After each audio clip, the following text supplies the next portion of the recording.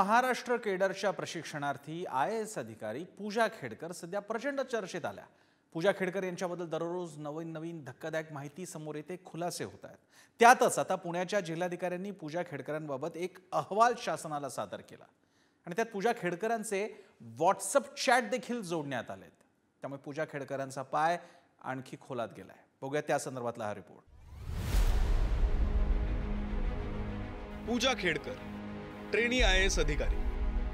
सध्या पूजा खेडकरांचं नाव हे देशभरात प्रचंड गाजतंय आणि यामागचं कारण म्हणजे त्यांनी केलेले प्रताप। स्वतःच्या ऑडी गाडीवर अंबर दिवा लावून चमकोगिरी करणं, ट्रेनी कार्यकाळ सुरू असताना निवासी जिल्हाधिकाऱ्यांचं केबिन बळकावणं, अशा विविध कारणांनी त्या राज्यभर चर्चेचा विषय बनल्यात। तर पुण्याच्या जिल्हाधिकाऱ्यांनी पूजा खेडकरांबाबत जो अहवाल शासनाला दिला होता त्यात व्हॉट्सअप चॅट देखील जोडण्यात आले होते।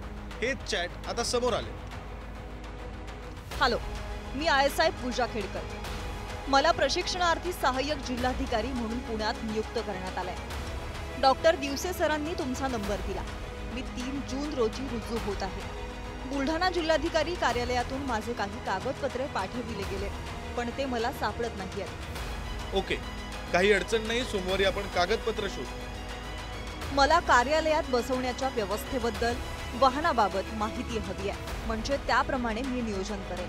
सोमवारी मी कलेक्टर सरांसोबत चर्चा करतो। माझ्या राहण्याच्या व्यवस्थेबाबत, प्रवासाबद्दल, केबिन याबाबत काही अपडेट? कृपया प्रतिसाद द्या, हे महत्त्वाचं आहे।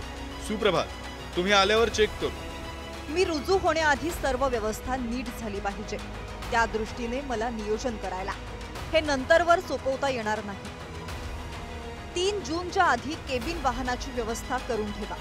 जर तुमच्याकडून होत नसेल तर तसेही सांगा, म्हणजे मी जिल्हाधिकाऱ्यांशी थेट बोलते।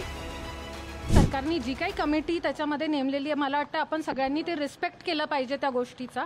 अँड माझं जे काही सबमिशन असेल मी ते त्या कमिटीला नक्की देईल, मी त्या कमिटीला सांगेल। बट मी तुमच्याशी बोलायला किंवा आता मीडियामध्ये बोलायला मी त्या बाबतीमध्ये ऑथोराइज नाहीये। पूजा खेडकर यांनी 3 जून रोजी प्रशिक्षणार्थी म्हणून कामावर रुजू होण्यापूर्वीच स्वतंत्र केबिन, कार, निवासी क्वार्टर आणि शिपाई देण्याची वारंवार मागणी केली, मात्र त्यांना या सुविधा नाकारण्यात आल्या। तर पूजाचे वडील दिलीप खेडकर यांनी सेवानिवृत्त प्रशासकीय अधिकारी असल्याचा वापर करत प्रशिक्षणार्थी IAS लेखीच्या मागण्या पूर्ण झाल्याची खात्री करण्यासाठी जिल्हाधिकारी कार्यालयावर दबाव आणल्याचा आरोप आहे। पूजा खेडकर अडचणीत का आल्या? IAS मध्ये प्रोबेशनरी अधिकाऱ्यांना नसलेल्या सुविधांची मागणी, स्वतंत्र केबिन, कार, निवासी क्वार्टर आणि शिपाई देण्याची मागणी, खासगी ऑडी कार वापरल्यानं वाद, तर कारवर लाल निळ्या रंगाचा दिवाही लावला, जिल्हाधिकारी कार्यालयातील एका वरिष्ठ अधिकाऱ्याच्या नावाची पाटी काढून टाकल्याचा आरोप। जी गाडी खाजगी वापरायच्या ती ऑडी गाडी होती, त्या ऑडी गाडीला त्यांनी लाल दिवा लावला होता, त्या गाडीचा तपास लागत नव्हता। शेवटी ही गाडी त्यांच्या दारात आहे असं कळलं आणि पोलीस तिथे गेले, त्यांनी पोलिसांना आत येऊ दिलं नाही। त्यामुळे या गाडीच्या मालकीबद्दल आणि सगळ्याबद्दल संशय वाढला होता। शेवटी पोलिसांनी खुलासा केला की ही गाडी त्या थर्मोव्हेरॅटिक कंपनीच्या नावाची आहे। त्याची चौकशी केला असता असं दिसून येते की या कंपनीचे माजी डायरेक्टर पूजाच्या आईबरोबर डिलिजन्स इन्फ्रा प्रोजेक्ट्समध्ये डायरेक्टर होते, तिथे पूजासुद्धा डायरेक्टर होती। याचाच अर्थ असा आहे की ही गाडी थेट यांच्याशी संबंधितच आहे, त्याच्यामुळे या सर्वांवर कारवाई केली पाहिजे। पूजा खेडकर या 2022च्या बॅचच्या IAS अधिकारी आहेत। UPSC परीक्षेत त्यांनी 841चा ऑल इंडिया रँक मिळवला होता, मात्र त्यांनी सादर केलेल्या कागदपत्रांवरही आता प्रश्नचिन्ह उपस्थित केलं जाते।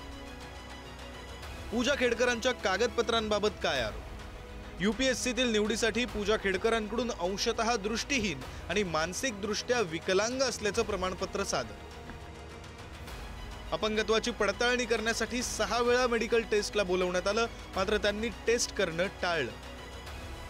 नॉन क्रिमिलियर कॅटेगरीसाठीच्या ॲफिडेव्हिटवरूनही वाद, पूजा खेडकरांच्या वडिलांकडे 40 कोटींची संपत्ती, वार्षिक उत्पन्न 8 लाखाच्या खाली असल्याचं दाखवून नॉन क्रिमिलियरच्या कॅटेगरीत बसवल्याचा आरोप। नवीन अधिकारी असो किंवा एखादा ज्याची नोकरी बऱ्यापैकी झाली, म्हणजे कुठल्याच अधिकाऱ्याने असं वर्तन करणं चुकीचं आहे, ते केलं नाही पाहिजे। त्यामुळं याची दखल सुद्धा वरिष्ठ पातळीवर घेतली पाहिजे। अधिकारी होण्यापूर्वीच थाटात रुबाब करणाऱ्या पूजा खेडकरांचे कारनामे बाहेर आल्यानंतर त्यांनी आजवर केलेल्या बनवाबनवीचे तपशीलही उघड होत आहेत. ते अंशतः अंध असतील तर त्यांची बहुचर्चित ऑडी चालवण्याचा परवाना त्यांना कसा मिळाला? वडील दिलीप खेडकर यांची 40 कोटींची संपत्ती असताना पूजा खेडकर नॉन क्रिमिलियर कशा मोडतील?